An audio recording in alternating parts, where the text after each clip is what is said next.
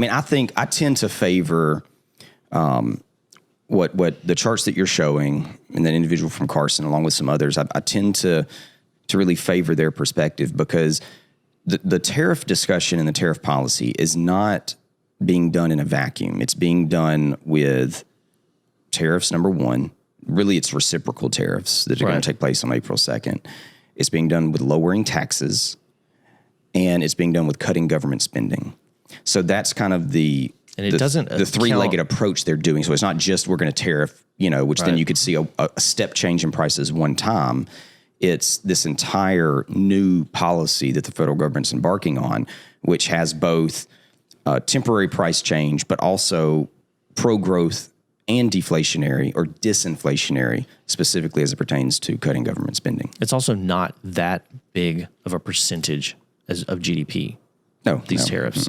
It hurts the other countries. It makes them play ball. That's for sure. Because see, we're the biggest importer. So when we want reciprocal trade, or we want to have, most anyone listening is going to be able to drive through a small town on their way home from work, or maybe on their way to a friend or family member's house this weekend, and you will see shuttered manufacturing. You will see, I pass multiple times a week different areas where you have 100-acre plot that used to be a giant mill.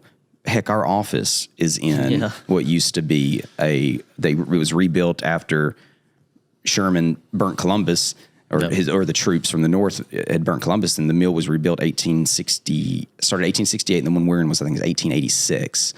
And, all of these production facilities are just vacant, or they've been turned into condos or nice offices. And, so there is a whole change in the way people are viewing, are you willing to pay an extra $1 more for a t-shirt so your neighbor can have a job? Right. And that's just a philosophical view. But as it pertains to like the pure definition of inflation, that's not it. Just like when your home value goes up, that's not inflation necessarily. There are other things. It's supply and demand. Everybody's happy when their stocks go up. Is that inflation? Everyone's happy when their houses go up. Is that inflation?